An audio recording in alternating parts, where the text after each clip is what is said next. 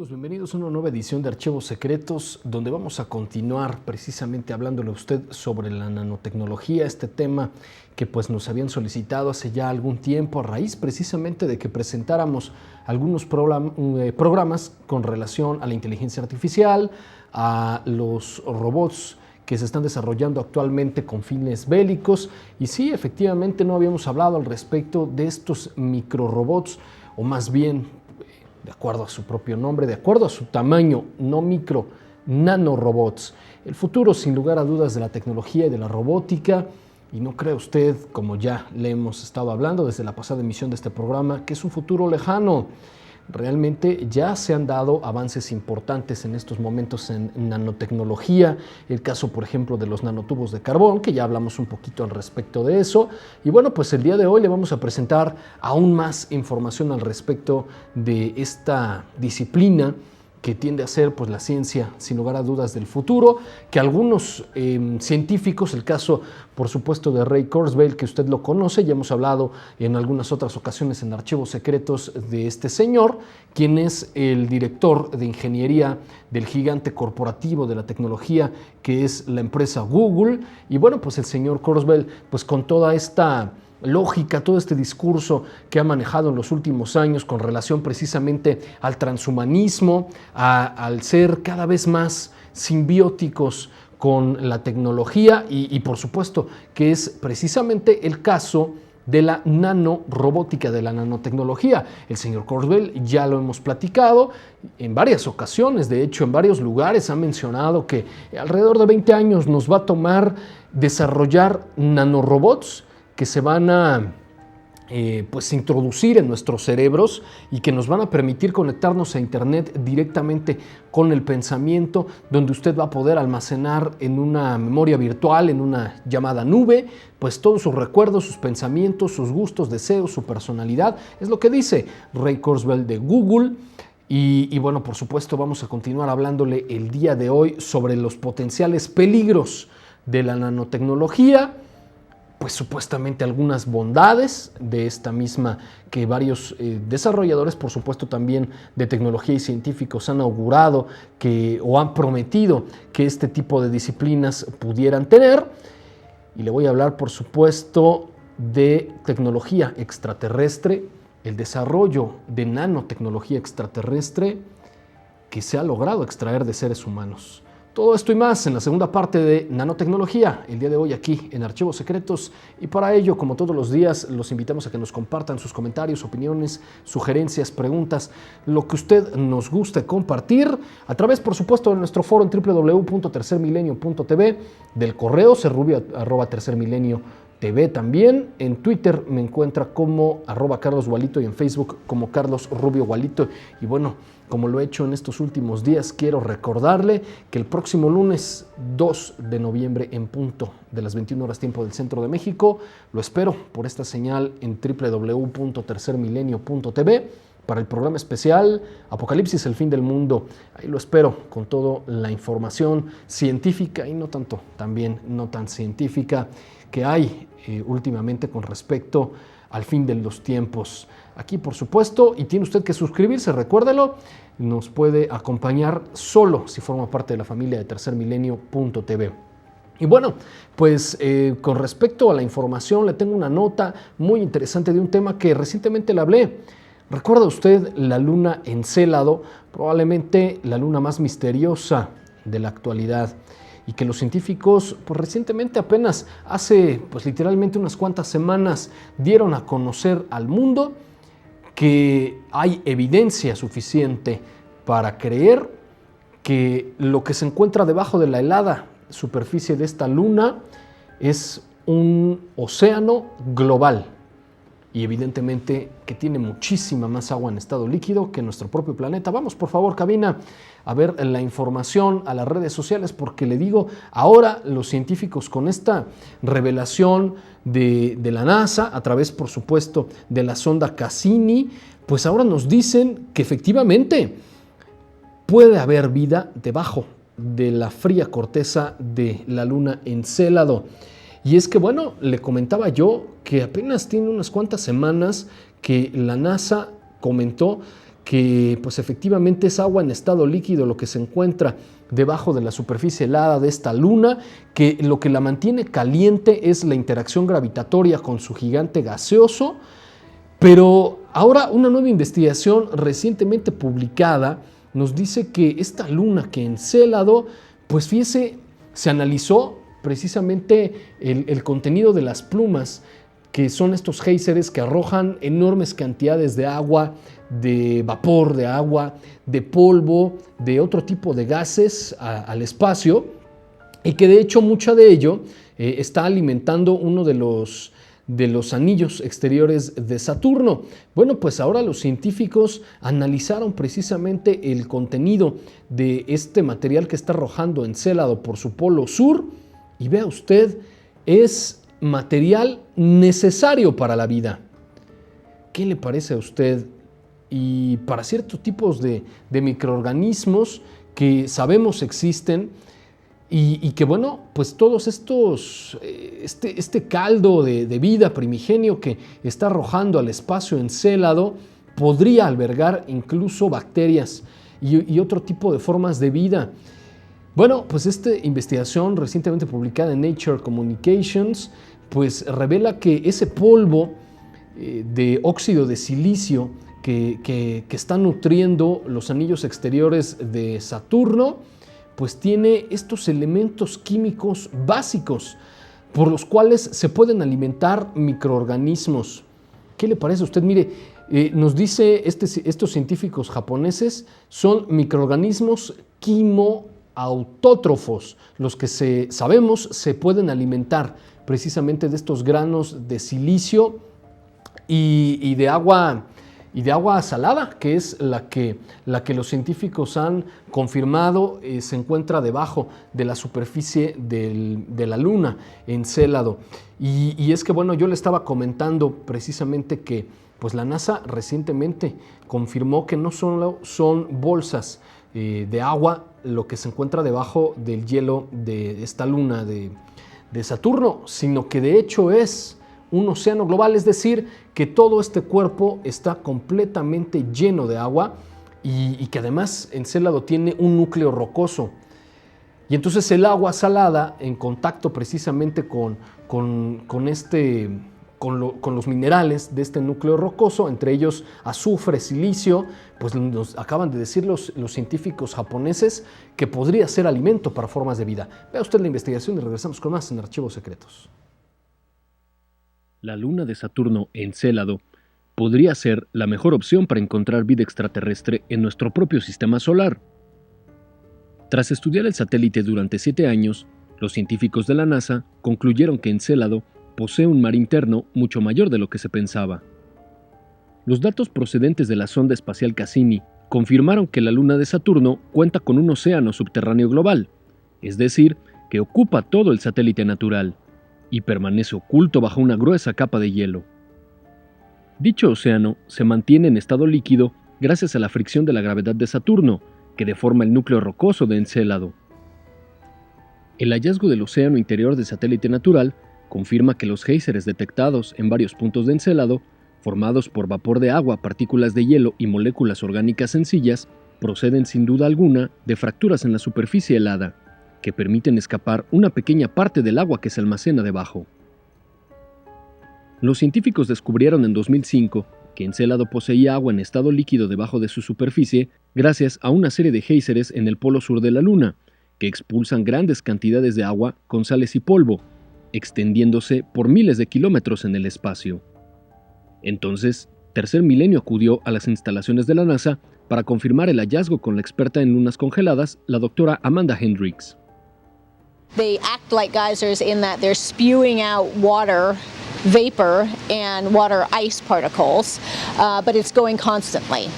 And they actually feed the E-ring, the giant E-ring of very small ice grains around Saturn. And a lot of the material falls back onto the surface. As I said, it's very fine water ice grains and then water gas and other types of gases and particles that are coming out of the subsurface of Enceladus. Aunque los científicos no conocían la cantidad de agua en Encélado, The water in the subsurface is most likely in contact with rock, and it is kind of like a subsurface ocean in a way. We don't know how extensive the water is on the subsurface, whether it's a small pocket just at the South Pole or whether it's more global in nature. La confirmación de que la luna de Saturno Encélado posee un océano global, posiblemente de agua salada, lo convierte en uno de los candidatos más prometedores para albergar vida extraterrestre, formas de vida que al permanecer protegidas de los peligros cósmicos por la gruesa capa de hielo en la superficie, podrían haber encontrado las condiciones óptimas para la evolución. Para Tercer Milenio, Carlos Rubio.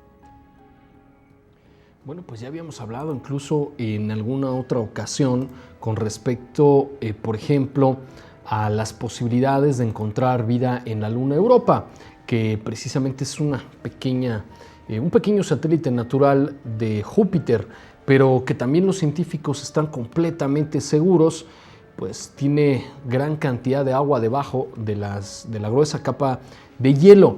Y en el caso ahora de Encélado, bueno, pues fíjese usted, son cuerpos que le he comentado constantemente, se encuentran fuera de la zona habitable y ahora prometen ser precisamente los más interesantes para ir a buscar vida extraterrestre dentro de nuestro propio sistema solar.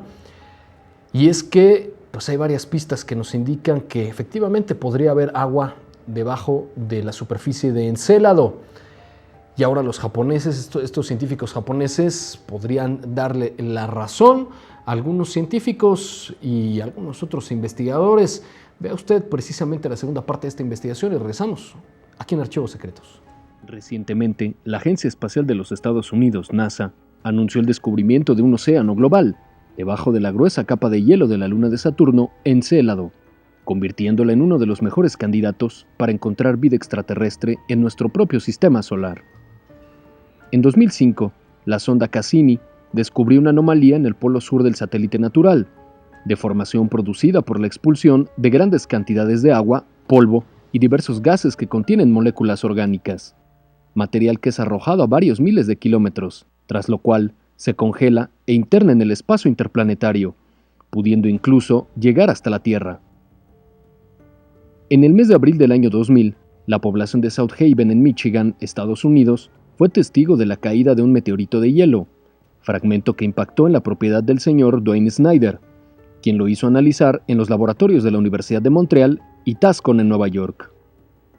Los resultados mostraron que el fragmento contenía más de 90 elementos químicos y diversas formas de vida extremófila, que posiblemente provienen de la luna Encélado. El 30 de noviembre de 2010, Dwayne Snyder realizó una conferencia de prensa para dar a conocer los extraordinarios resultados, y Tercer Milenio estuvo presente. I was looking for these particles here, the sphericals, so that I could prove that they are extraterrestrial. We have the 5 tests on them, and they come back, and they are so many elements on each one that these particles are undifferentiated. That's the key to understanding the whole thing. They are undifferentiated. You cannot find undifferentiated particles on Earth because the Earth has been melted and everything is differentiated. The iron sunk to the core, the silicones floated to the top. That was our crust. The gas went to our atmosphere. You cannot find these particles on Earth.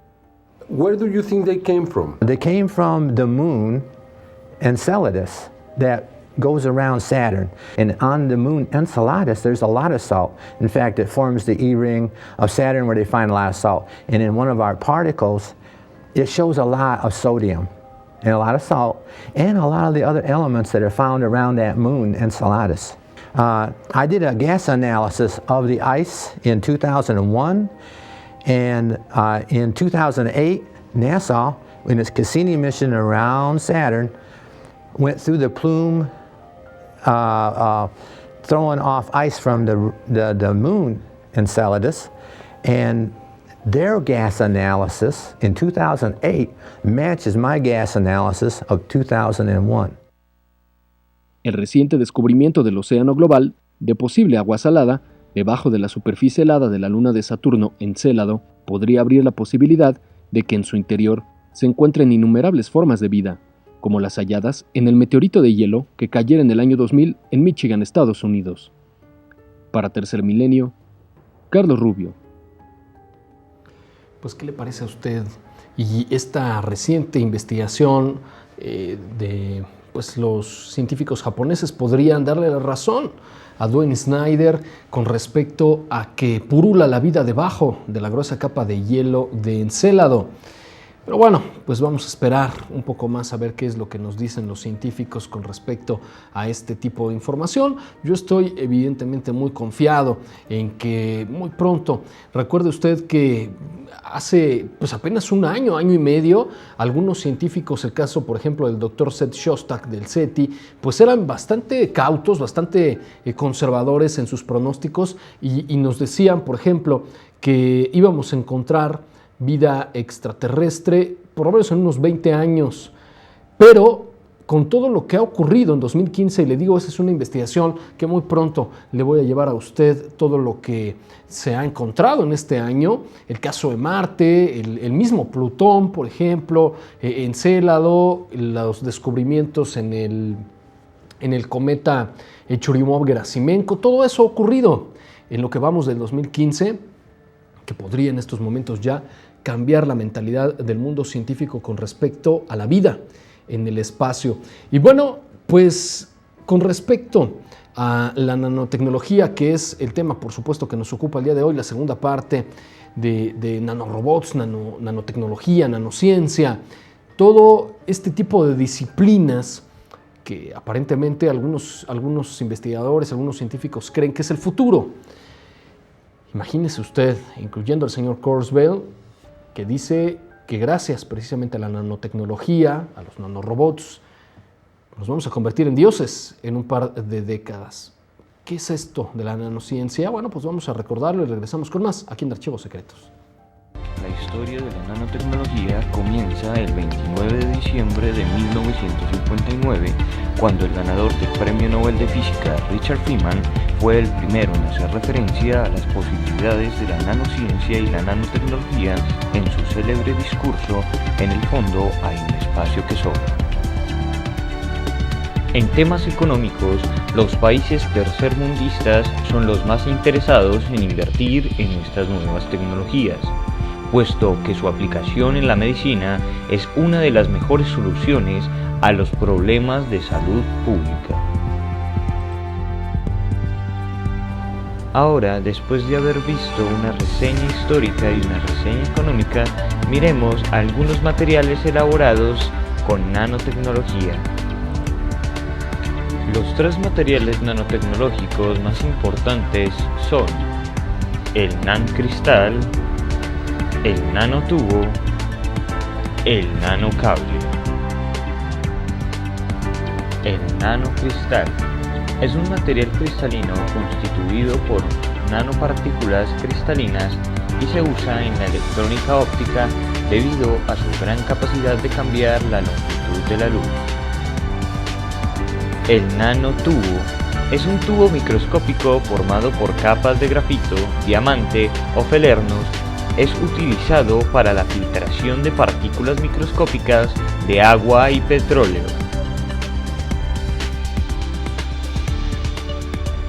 El nanocable es una estructura molecular con propiedades eléctricas u ópticas.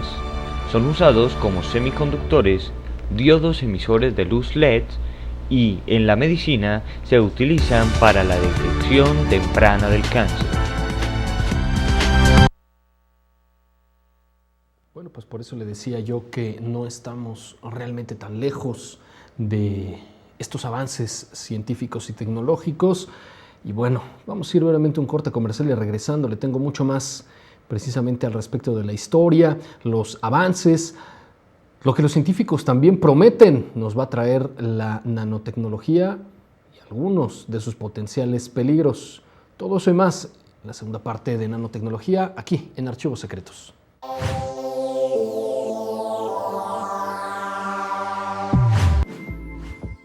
Tercermilenio.tv cuenta con el archivo de investigaciones más grande de todo el mundo.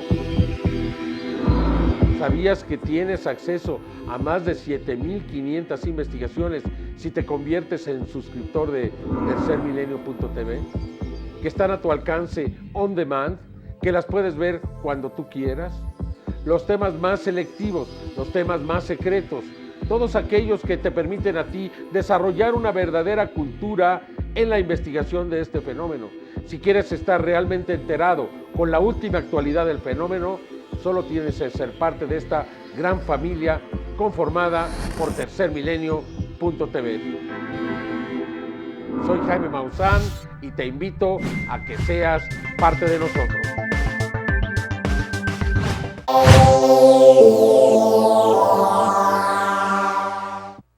Bueno, ya estamos rapidísimo de vuelta en Archivos Secretos con la segunda parte de nanotecnología y de los potenciales riesgos que esto podría traer. En un minuto más vamos a platicar un poquito sobre esa situación. Ya lo hemos comentado muy brevemente en la primera emisión de este programa dedicado precisamente a nanociencia, nanotecnología y la posibilidad de los nanorobots y este asunto de la singularidad en la cual cobre conciencia por sí mismo la inteligencia artificial. Y bueno, pues lo que ya usted lo sabe, comentan algunos especialistas como el doctor Michio Kaku, que algunos piensan en un futuro muy cercano vamos a alcanzar este punto de la singularidad. Algunos otros son mucho más conservadores y piensan que probablemente hasta finales de este siglo XXI es que esto va a suceder. El problema es que ya lo hemos comentado, incluso el mismo Ray Kurzweil lo llegó a señalar en alguna ocasión, la tecnología, el desarrollo de la tecnología no es lineal, no hay adición, no es como una sumatoria, se multiplica. El desarrollo de la tecnología pues estriba precisamente en este tipo de avances, ¿no? En el que no es lineal 1, 2, 3, 4, sino que se multiplica por sí misma. La nueva generación de tecnología es el doble o de rápida, tiene el doble de capacidad que la anterior y además pues es la mitad de pequeño. Ya platicaremos en un minuto más cómo el doctor Michio Kaku dice que sí, pero eso tiene un límite. Y el por qué aparentemente la singularidad no va a llegar tan pronto como algunos otros auguran. Pero bueno, con respecto precisamente a la nanotecnología, hemos hablado ampliamente sobre este tema ya, pero no hemos hablado realmente de quién es el señor Richard Feynman, literalmente quien descubrió las posibilidades del desarrollo de este tipo de disciplinas. Véalo usted y regresamos aquí en Archivos Secretos.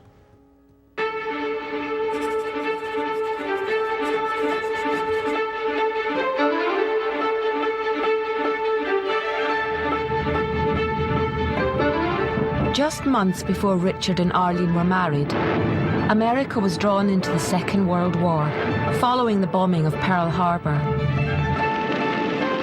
Feynman was asked if he wanted to join a top-secret project based in a government laboratory at Los Alamos in New Mexico. Codenamed Manhattan, its objective was to build an atom bomb. The fear was that Germany would invent such a terrifying new weapon first and use it to win the war. There was nothing that I knew that indicated that if we could do it, they couldn't do it, and therefore it was very important to try to cooperate. Germany was the center, the intellectual center of theoretical physics. They knew the power of this, that if Germany got this first, we have to make sure that they don't rule the world. I felt I should do in order to protect civilization, if you want. Feynman became a member of the Manhattan Project at Los Alamos. Here he joined some of the world's finest physicists, pooling their combined brain power to try to create the bomb. Oppenheimer was in charge of the scientific or engineering side, and he was quite a heavyweight. Fermi, Niels Bohr, the big names of extremely high level. Despite being surrounded by extraordinary physicists, the challenge of developing an atom bomb so quickly was an enormous undertaking. One fundamental problem was the sheer volume of calculations required. Without computers, it had to be done manually, slowing progress enormously. That was until Feynman arrived.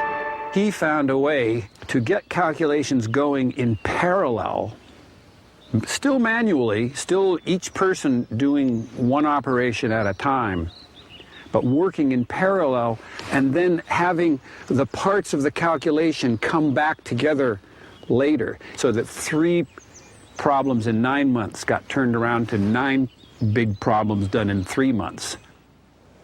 I put on the blackboard a challenge. Can we do it? To the boys. They all start to go, yes, we'll work double shift, we'll work overtime, we'll try it. As a result, we did problems nearly 10 times as fast. He somehow got this team of human computers to work at an inhuman pace and got things to roll. And that was when the scientific seniors, the big shots of science at that time, first became aware of this fellow. Bueno, sin duda, muchos de estos avances tecnológicos, de alguna u otra manera, ya están o ya están disponibles en estos momentos, o por lo menos prometen estarlo muy, muy pronto. ¿Y de qué estamos hablando realmente cuando hablamos de nanotecnología, de nanorobots, en términos, por ejemplo, de Kurzweil, el volvernos casi dioses, en ser súper inteligentes, en tener robots microscópicos repartidos en todo el cuerpo, reparándolo por dentro, sanándolo por dentro?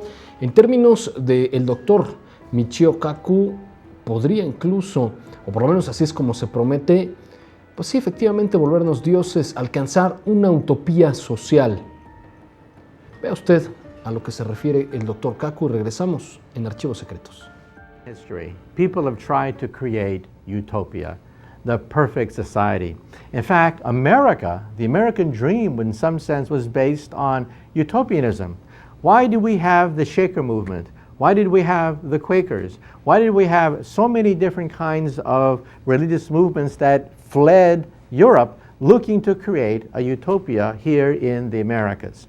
Well, we know the Shakers have disappeared, and many of these colonies have also disappeared, only to be found in footnotes in American textbooks. And the question is why? One reason why is scarcity. Because back then, the Industrial Revolution was still young, and societies had scarcity. Scarcity creates conflict. And unless you have a way to resolve conflict, your colony falls apart. How do you allocate resources? Who gets access to food when there's a famine?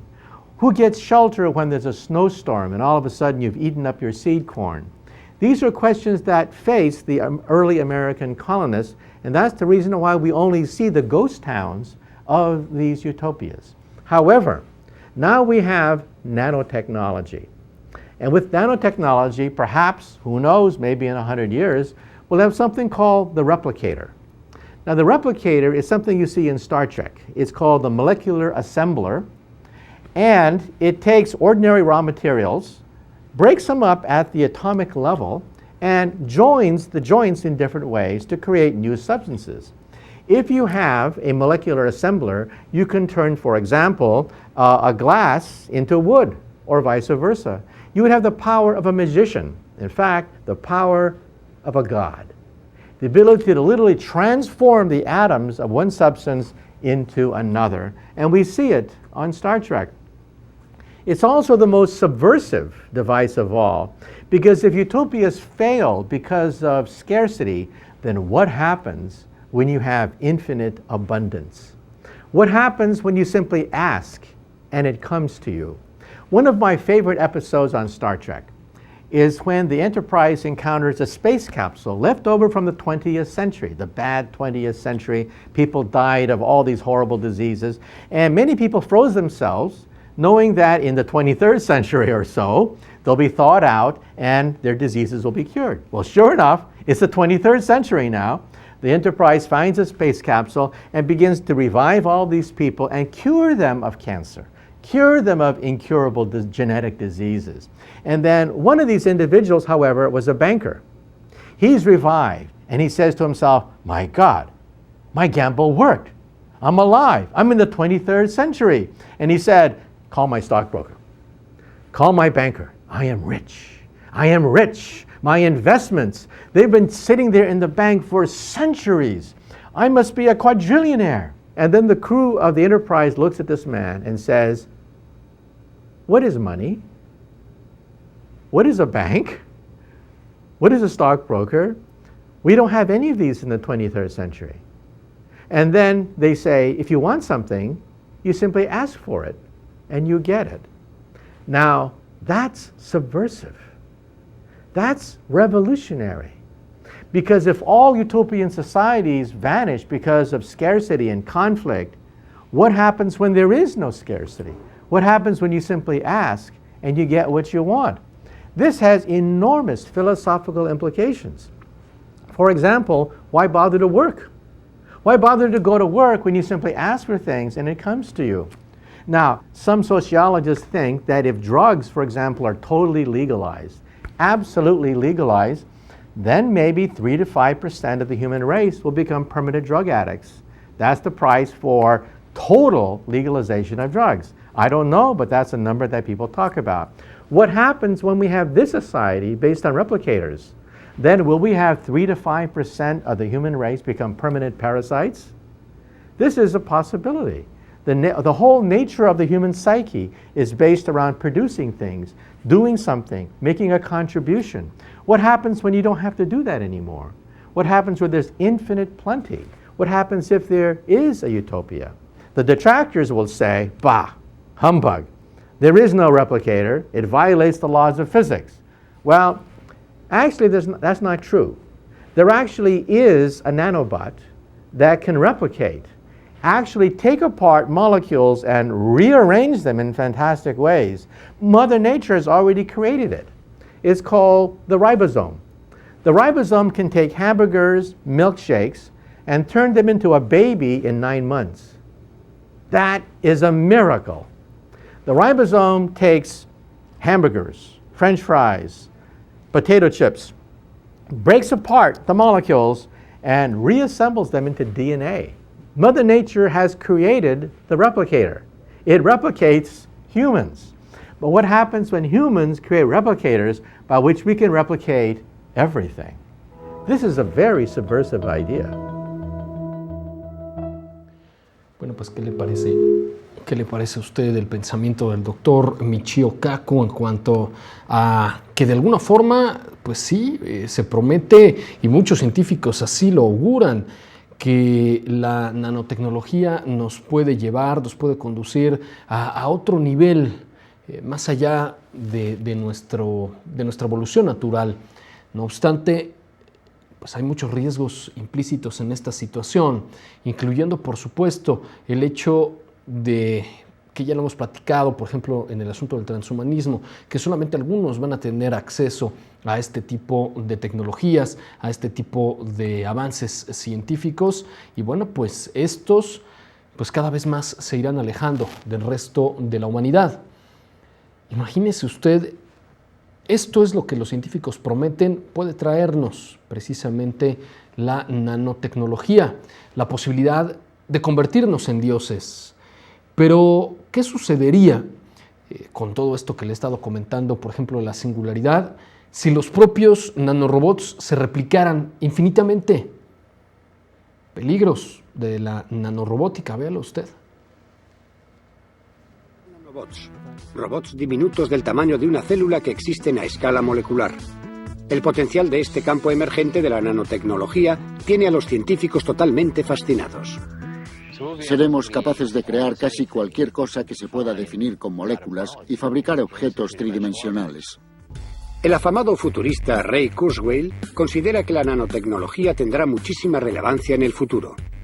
Podremos también usar la nanotecnología dentro de nuestros cuerpos. La aplicación será unos dispositivos del tamaño de las células. Al introducirlos en el cuerpo, corregirán errores de ADN, eliminarán desechos, destruirán patógenos como bacterias, virus, células cancerígenas y nos mantendrán sanos, deteniendo el envejecimiento. Pero a pesar de todos los problemas que pueda resolver la nanotecnología, también supondrán una amenaza a nuestra propia existencia. El inconveniente de la nanotecnología es que los nanobots puedan clonarse. Las células lo hacen, reúnen material y crean una copia de ellas mismas. Así funciona la biología. Y de hecho, las enfermedades tienen que ver con clonaciones que salen mal. Bacterias, virus, células cancerígenas que se clonan y provocan una enfermedad. Bien, podríamos padecer una enfermedad no biológica si un nanobot se clona.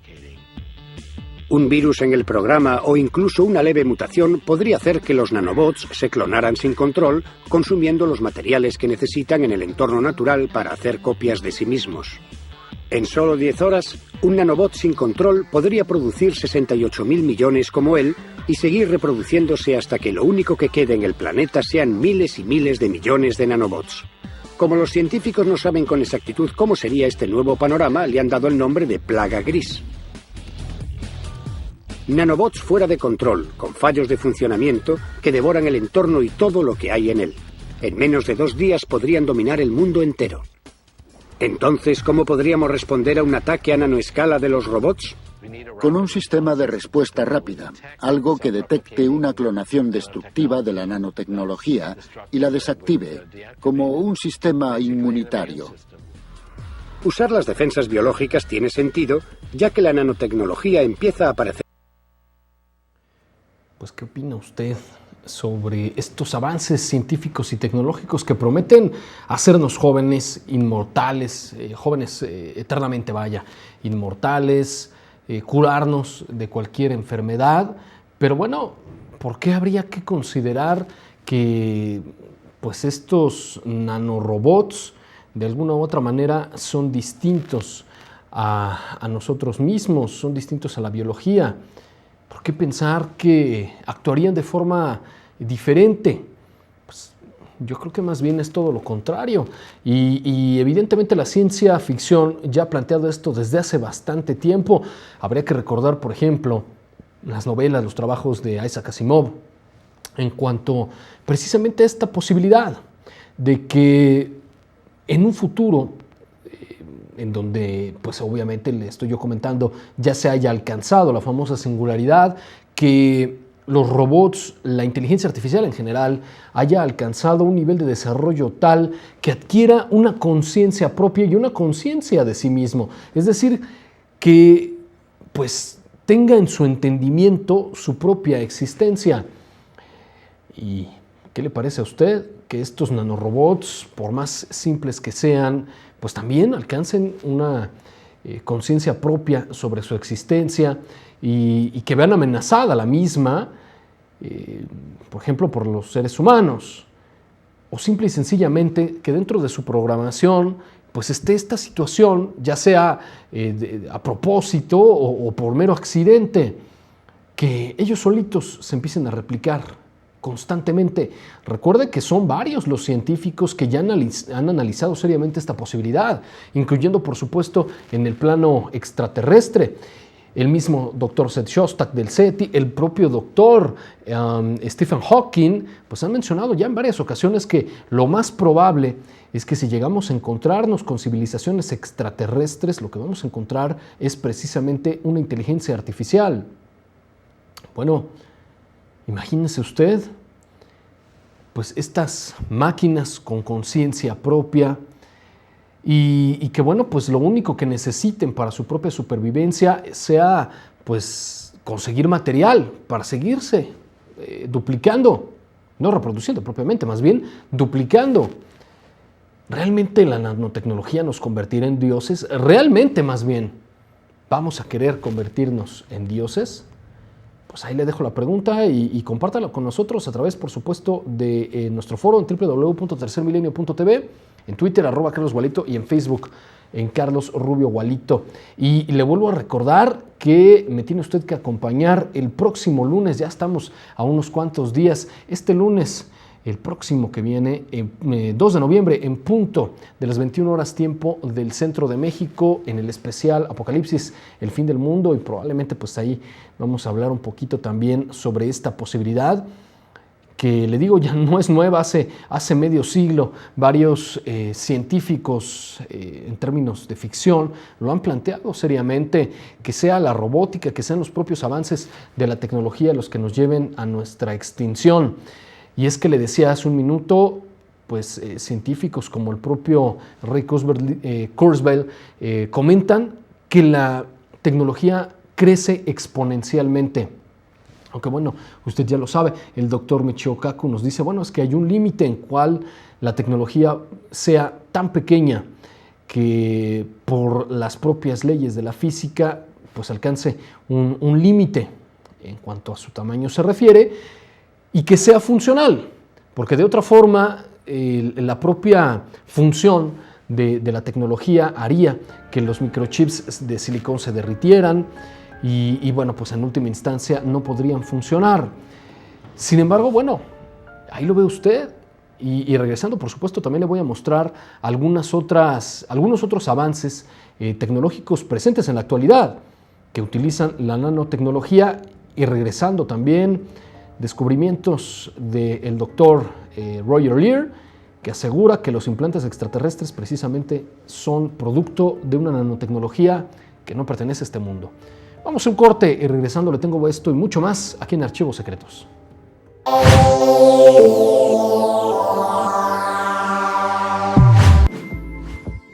Tercermilenio.tv cuenta con el archivo de investigaciones más grande de todo el mundo.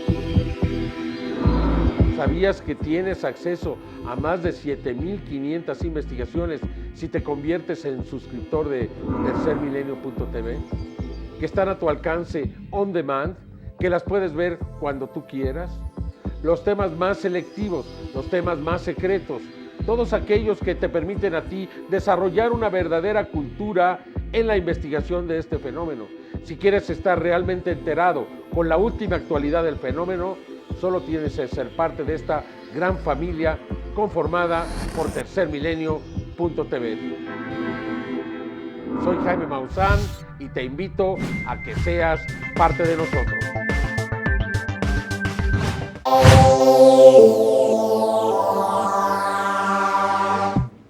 Bueno, estamos de vuelta rapidísimo en Archivos Secretos con la segunda parte de nanotecnología y le vuelvo a preguntar a usted, ¿cree que esto es ciencia ficción? ¿Cree que estamos muy lejos de lo que estos científicos auguran? Pues vea usted esta nota de Euronews y mucho más cerca de lo que usted piensa aquí. El desarrollo de tecnología que utiliza precisamente estos nanorobots, estos nanopartículas aquí en América Latina. Y regresamos con más en Archivos Secretos. En esta empresa colombiana, cuya sede se encuentra cerca de Bogotá, artesanos de las compañías más importantes del país y expertos en seguridad producen algunas de las prendas a prueba de balas más finas del mundo. Entre los productos que fabrican se encuentran chalecos, chaquetas y camisas de niveles de protección balística 2, 3 y 4. También producen una camiseta de nivel de protección 3. Los tejidos producidos en esta fábrica pueden resistir, por ejemplo, a un arma de electrochoque, como pueden ver en estas imágenes. La compañía no puede revelar sus secretos de fabricación, pero sí enseñarnos las pruebas que un producto debe superar para ser considerado seguro, siguiendo los estándares estadounidenses e israelíes por ser los más exigentes del mundo. No, es que no vaya a haber penetración de humedad del material ni de líquidos. Trabajamos en desarrollar productos flexibles, de bajo peso y 100% discretos. Le empezamos a agregar valores como nanotecnología, donde las prendas tienen termorregulación que nivela la temperatura entre 13 y 17 grados centígrados. Adicionamos a eso discreción en las partes donde los paneles terminan para que pase desapercibida la prenda.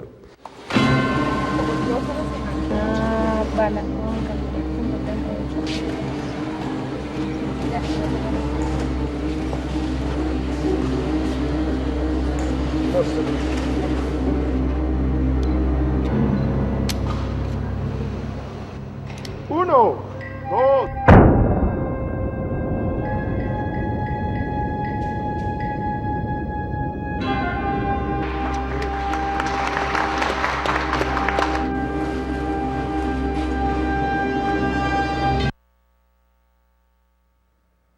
Bueno, pues ¿qué le parece a usted? Le decía que pues muchos de estos avances están ya en nuestra actualidad, incluso hasta cierto punto cotidianidad, y de alguna manera pues el futuro parece que se está dirigiendo hacia allá. Muchos de estos descubrimientos, por ejemplo en el caso de los nanotubos, nanocables, pues se considera que son el futuro de las tecnologías en materia de comunicación. Pero usted lo ve incluso en prendas, pues esta tecnología ya está disponible en la actualidad. Pero bueno, le decía hace un minuto que pues si fuéramos visitados en estos momentos por tecnologías extraterrestres, por civilizaciones más avanzadas que nosotros, pues evidentemente que su tecnología demostraría esa evolución, ese desarrollo que le permitiría haber llegado hasta nosotros, habernos encontrado mucho antes que nosotros a ellos. Bueno, pues ya hemos hablado al respecto del trabajo de, bueno, pues del el fallecido doctor Roger Leir, este cirujano podiátrico que logró extraer exitosamente varios implantes en personas que aseguraban haber sido abducidas por seres extraterrestres, y la tecnología de pues, estos implantes es realmente muy alejada de los estándares que poseemos actualmente. Entre ellas, pues ya lo hemos comentado, de acuerdo a los análisis realizados por el mismo doctor Roger Leir, incluso algunos de estos implantes emitían ciertas frecuencias, señales, pues en amplitud modulada, es decir, señales de radio. Pues evidentemente en implantes increíblemente pequeños, pues no es tecnología que hayamos desarrollado nosotros. Implantes que además no generaban ninguna reacción, ni alérgica, ni mucho menos, en las personas a las cuales se les habían injertado. ¿Serán estos pues las mejores pruebas que tenemos al día de hoy de nanotecnología extraterrestre? Véalo y regresamos con más en Archivos Secretos. Dr. Leir, I want to go to you. You talked about removing 16 objects from people. I think in my reading and preparation that was called implantation, and I might have that wrong. Is that the right word? That is absolutely correct. Oh, good. Okay, great. I'm learning something here. Okay, then when you, and it also is related to people who have been implanted with something, and you described that it was different kind of material that didn't meet the usual, which means to me it came from somewhere else. Is that correct? That's correct. I submitted to the committee a set of scientific documents that shows some of the latest work and findings that we find in the material science of these objects. But I want to point out, too, that to my shock, absolute shock, was a paper that was given to me through the Freedom of Information Act, in which it describes all my work in the OSTP in the White House, given to President Obama at the time he was trying to raise money for the medical care bill.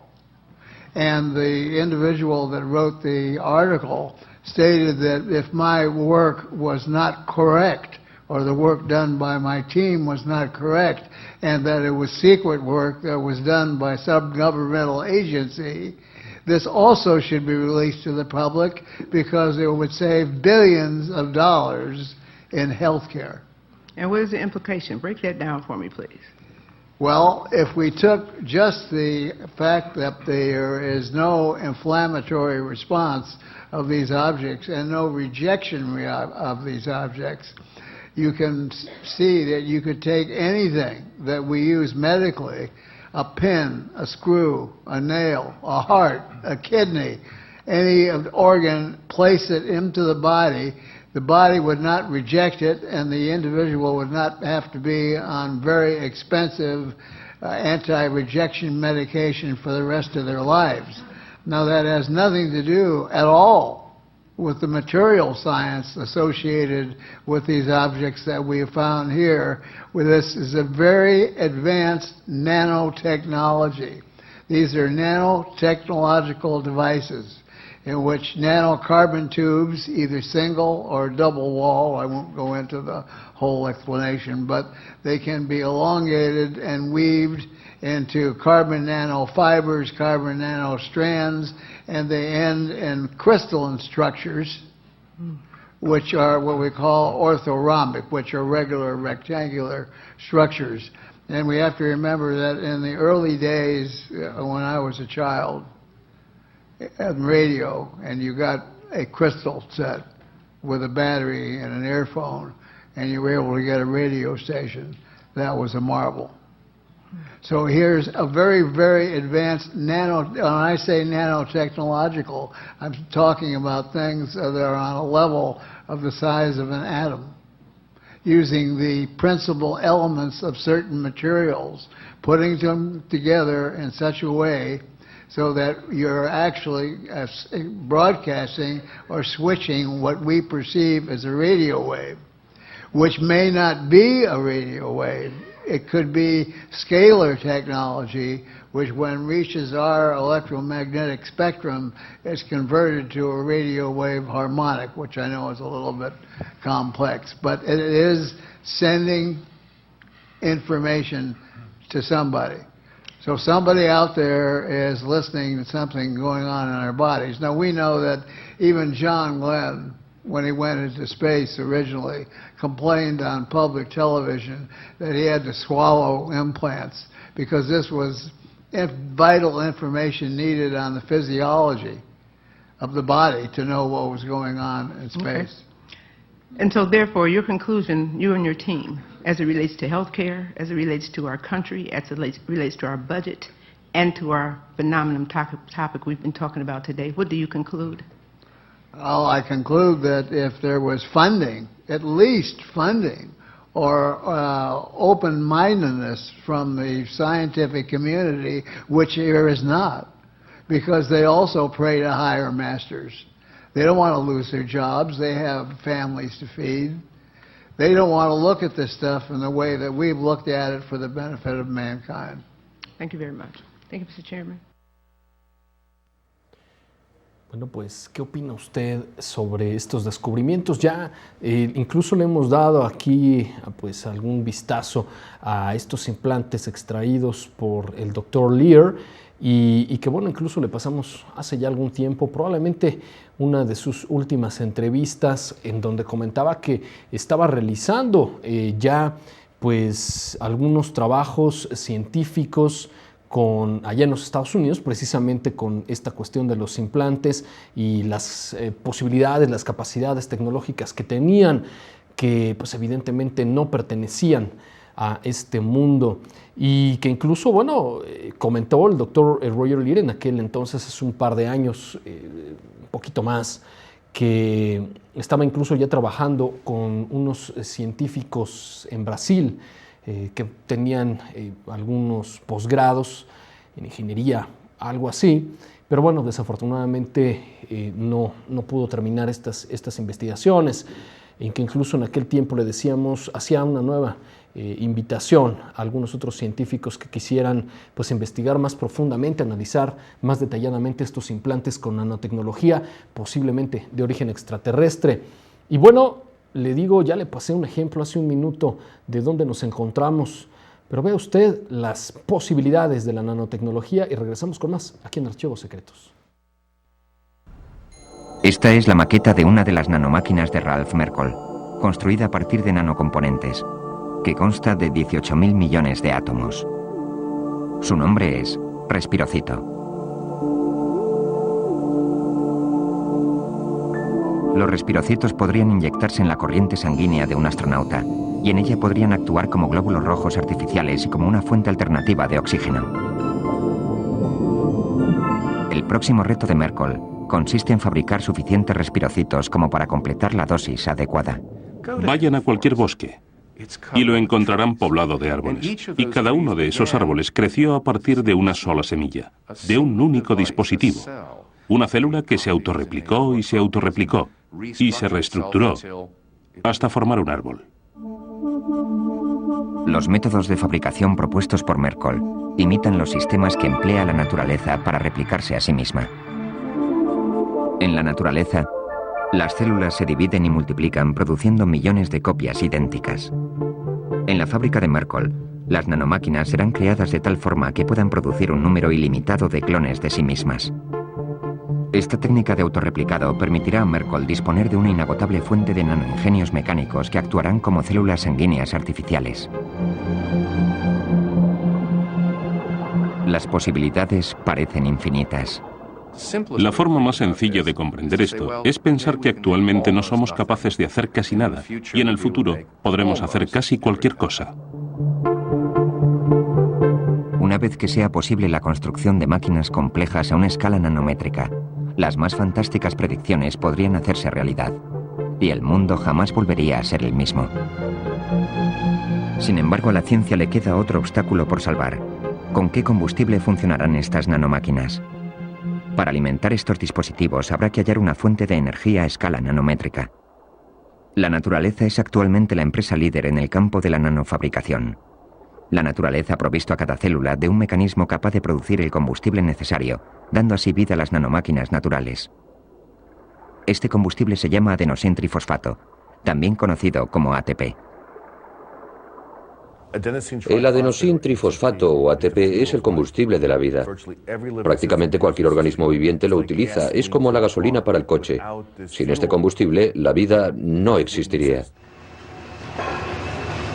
Aunque muchos de nosotros jamás hayamos oído hablar del adenosintrifosfato, sin él, nuestro cuerpo no funcionaría. El ATP se fabrica en las células musculares y suministra el combustible que hace funcionar los músculos. Diariamente quemamos la mitad de nuestro peso en ATP para mantenernos con vida. En 1997, Montemaño emprendió la creación de una nanomáquina alimentada por la más rica y extendida fuente de energía que existe. Pensé, si este es el combustible básico para la vida, lo usaré también para alimentar mi propia máquina. Sus colaboradores toman una pequeña muestra de tejido muscular, que contiene miles de millones de células ricas en ATP. Cada célula muscular de las que componen la muestra requiere tan solo una mínima dosis de combustible. Este fuel se fabrica molécula por molécula en una planta química. Esta nanomáquina, que mide unos 40 nanómetros de anchura, funciona como una bomba y tiene el aspecto de un motor eléctrico. Montemaño pensó adosar una hélice metálica, varios miles de veces mayor que la propia bomba, a fin de crear un híbrido artificial y orgánico.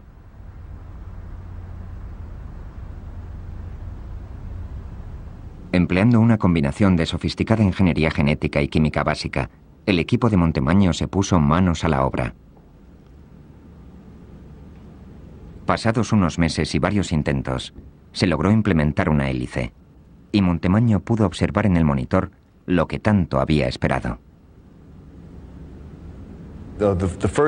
La primera vez que conseguimos hacer funcionar el sistema fue un momento de entusiasmo y alivio.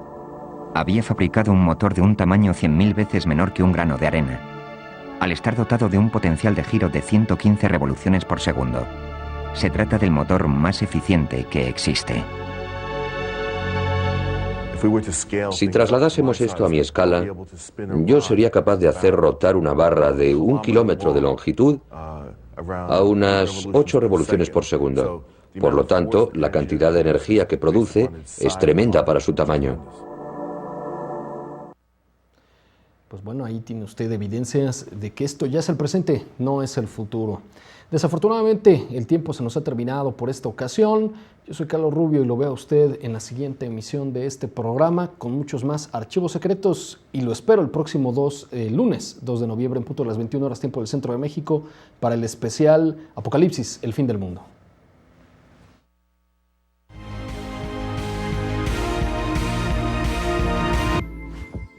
Tercermilenio.tv cuenta con el archivo de investigaciones más grande de todo el mundo. ¿Sabías que tienes acceso a más de 7.500 investigaciones si te conviertes en suscriptor de Tercermilenio.tv? Que están a tu alcance on demand, que las puedes ver cuando tú quieras. Los temas más selectivos, los temas más secretos, todos aquellos que te permiten a ti desarrollar una verdadera cultura en la investigación de este fenómeno. Si quieres estar realmente enterado con la última actualidad del fenómeno, solo tienes que ser parte de esta gran familia conformada por Tercermilenio.tv. Soy Jaime Maussan y te invito a que seas parte de nosotros. Tercermilenio.tv cuenta con el archivo de